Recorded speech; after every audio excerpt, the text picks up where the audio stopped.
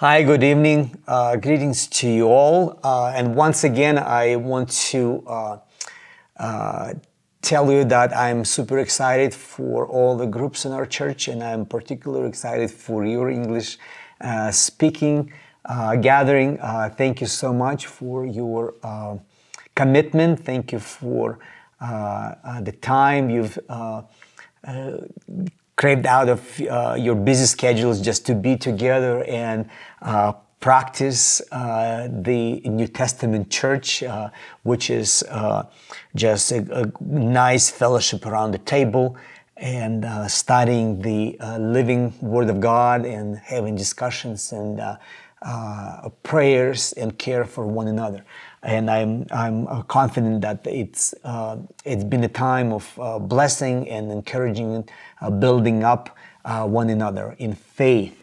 We are at the very last segment of the letter. We're studying the last paragraph of the Second Timothy, and that's a very deep and exciting passage. Personally, it's very close to my heart. What I find in this is the mind and heart of the apostle, how he thinks, how he believes in people, how he is trying to pass on his faith to the next generation. And in the very end, you always want to include the very best, the most significant parts. And I imagine him scribbling his notes in the very end of that papyrus and trying to fit in all his thoughts into the last passage there. What he goes back to is the Sports Illustration. It's some people find this intriguing, others are a bit puzzling. But what we find is that there are parallels between the sport life, life of an athlete, and life of a follower of Jesus. And Paul is feeding on what's been a cultural norm in the Roman society, where sports, like in our society, was elevated to a cultural status, and that's why he's going to on a common knowledge. And it is a very significant example. Life of an athlete gives us a good analogy of what a life of a Jesus follower should be. I've been doing the particular emphasis on the life of being a disciplined follower of Jesus. That we should have some system in our spiritual life. That for the spiritual formation we need a structure, we need a rhyme, we need some kind of a rhythm, because we all live in cycles. We're all confined to the time frame. We live within the day. We function that way. And I want you to share with one another some methods you implement in your spiritual journey. What methods you use for studying the Bible, for your prayer rhythms, what you like to use, what's been helping you to be more disciplined in your walk with Jesus. Just share and encourage one another in that walk.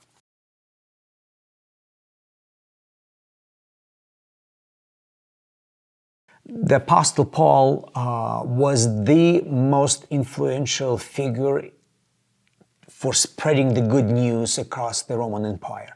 And it's not a big news to us who've been following Jesus for some time. And we're accustomed to this knowledge that the apostle, who was the former religious terrorist and now became a slave of the King Jesus, was the most instrumental figure in spreading the gospel throughout the empire. He was the key figure in the first pagan church in Antioch.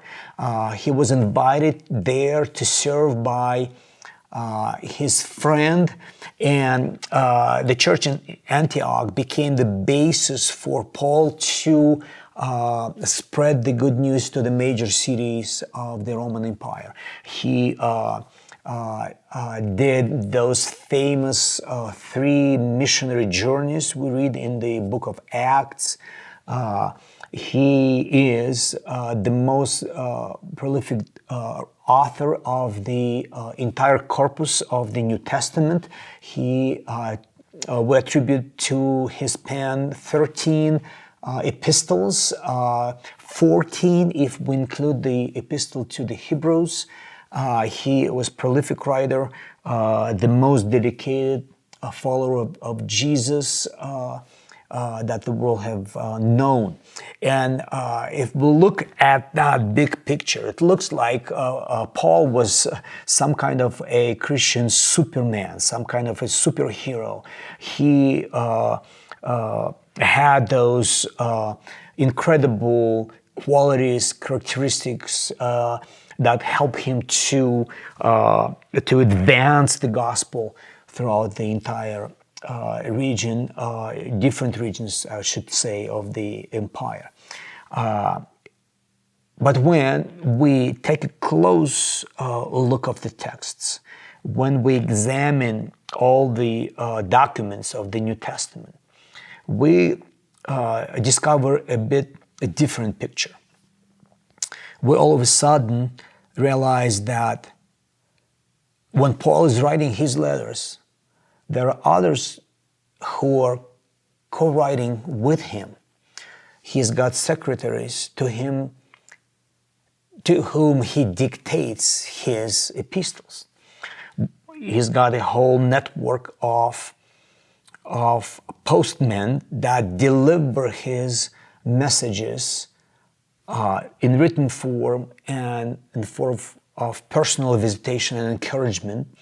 He sends out different friends and co-workers to the churches he had established before to make sure that the work of the gospel is taking root and spreading. We find what I find very encouraging, different people right around him at times of writing different epistles, and he's sending messages and greetings to those addressees on the other side of those who would receive his letters. And he does those exchanges throughout his letters. And it's amazing to me that in this letter we find 25 personal names mentioned on the pages of this short book. He's surrounded by people, faithful people, people who've left him, who betrayed him, but nevertheless he's got this gathering of faithful fellow workers that are committed to him, committed to the work of Christ. There are a few questions that I offer for your discussions, and I hope you find that very encouraging and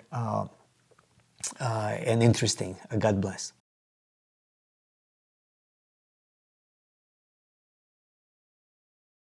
We as human species are built in a way that we want to find meaning in everything that happened to us. In everything that happens to us, we want to put in one holistic picture all the circumstances, all the happenings that happened toward us. We want to put in some logical sequence. We want to put all the puzzles together so we don't have any void spaces in between. But life doesn't work that way. Especially when we read the real life letter of the apostle. We read this last paragraph. We find that he's got a whole different stream of thoughts that's kind of intertwined with one another. They kind of patches of different ideas piled up all together. And I find that's interesting that he kind of jumps from one subject to another. He remembers about what he just talked about, and he catches himself with that thought again, and then he continues with another thought. And I kind of follow through every sentence, and the passage is just fascinating. He's saying that, Timothy, listen, just get over here. Don't hesitate. Just hasten to be here. You know what happened to me. Everybody's left me, and Demas just left, and others. But Lucas is nevertheless is here with me. Well, when you go and when you come, just don't forget to grab Mark. I need him for ministry. I can't do anything without him. And I forgot to tell you that Tychik went to Ephesus. I sent him there. My heart just hurts for everything that's happening there. Listen, be so kind when you go. Just stop by Carp and get my winter coat. It's super cold in here, and don't forget those leather books. I really need that material. By the way, Alexander, that nasty guy, he did so much evil to me. Make sure you avoid that person. And you know, my first hearing in the court went really bad. Everybody promised to be there, nobody arrived, and I'm in shock. No, I don't hold grudges. I just, and I know that God is in control. And actually, He showed up and encouraged me Himself. And I know, don't worry, I'm in good hands. He's going to take me all the way to His kingdom. Everything is going to be okay. And oh, by the way, don't forget to take my greetings to Aquila, Priscilla, and the whole family of Nicephore. They're so wonderful, and I forgot to tell you that Trophimus, he was so sick. Prayed for him.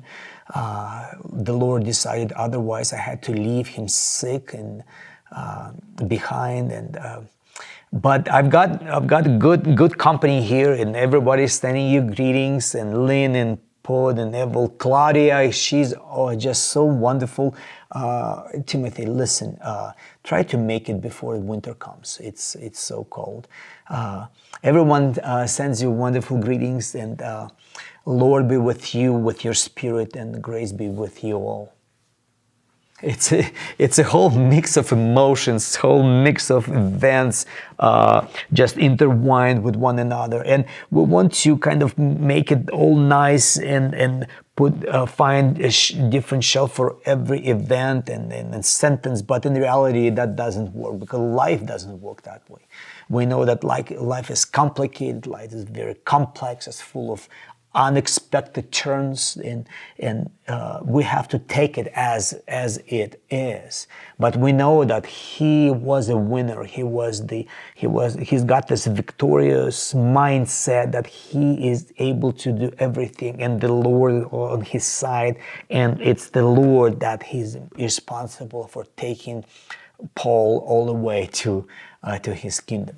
Got a whole 3 questions here, and I hope it creates a stimulating discussion for you. May God bless you. Bye.